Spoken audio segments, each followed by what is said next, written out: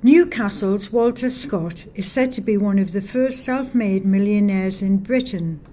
He must not be confused with the famous novelist of the same name.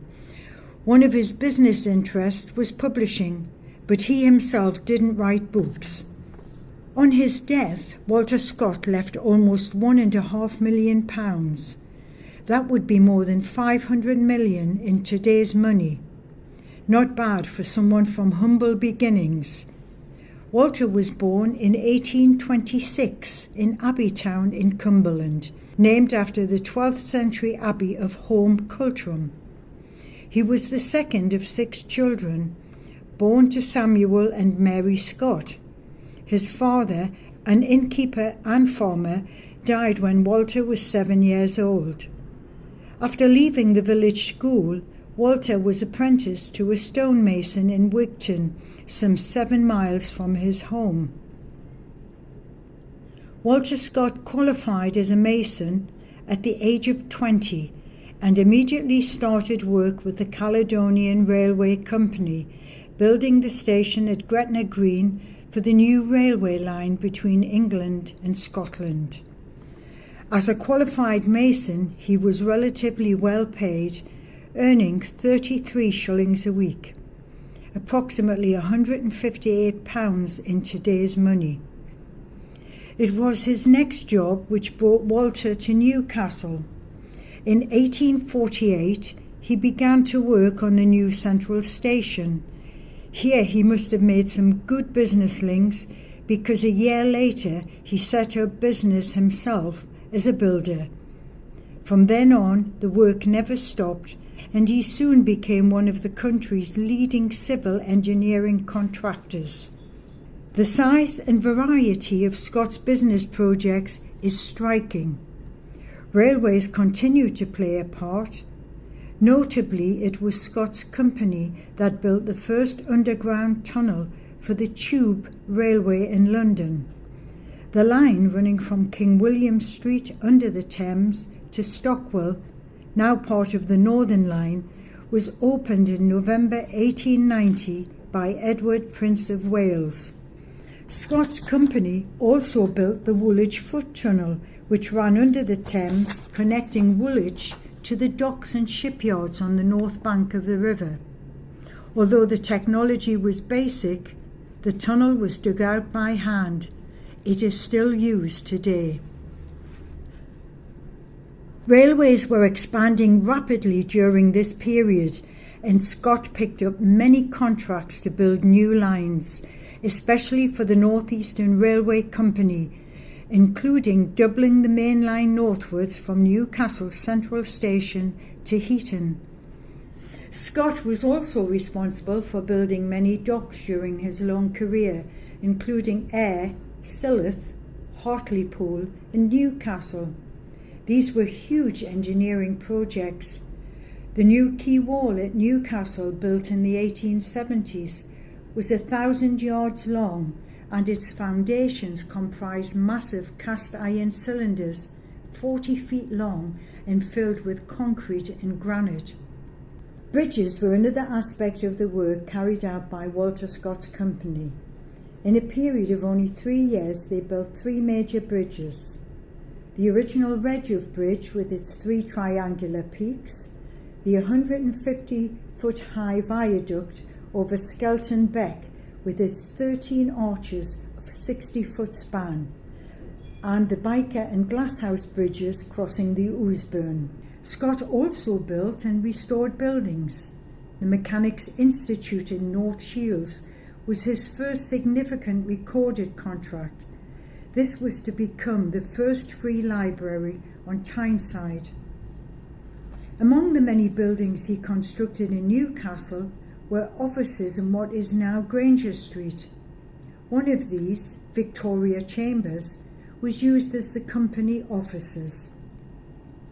He also constructed the Newcastle Lunatic Asylum at Cox Lodge, later known as St. Nicholas's Hospital, an extension to the Royal Station Hotel next to the Central Station, and also the Tyne Theatre and Opera House in Westgate Road, Newcastle, which was completed in 1867.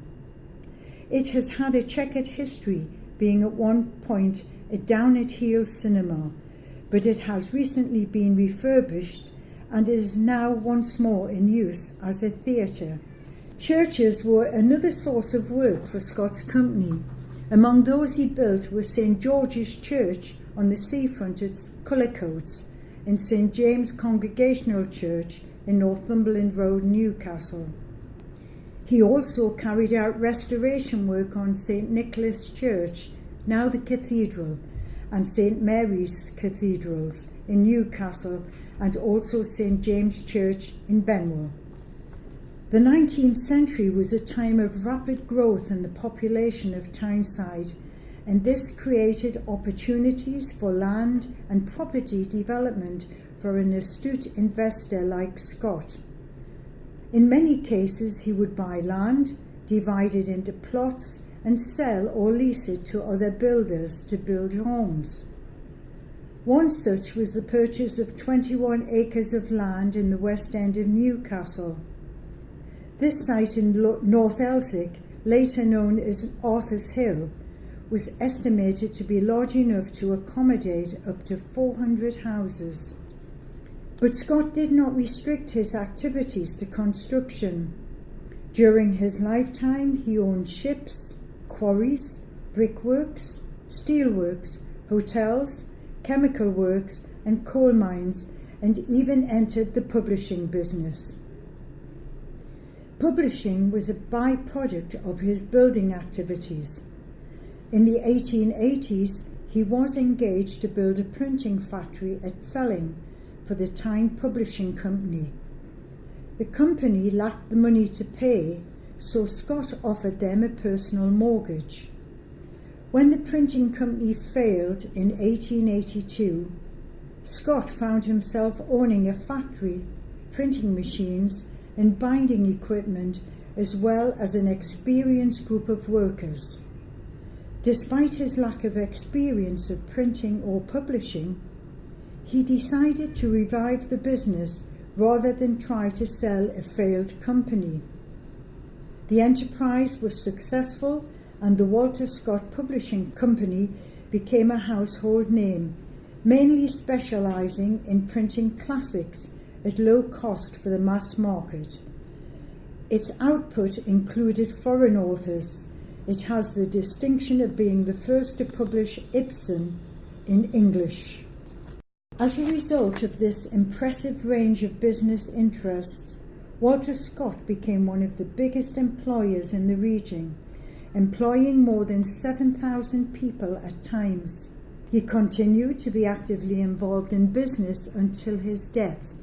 Even in his 80s, he maintained a seat on the boards of at least 18 companies, including leadworks, steelworks, coal mines, and shipyards. Scott lived in Bentinck House, which is on Bentinck Road, Elsick. He lived there with his wife Anne and family from 1877 until his death in 1910.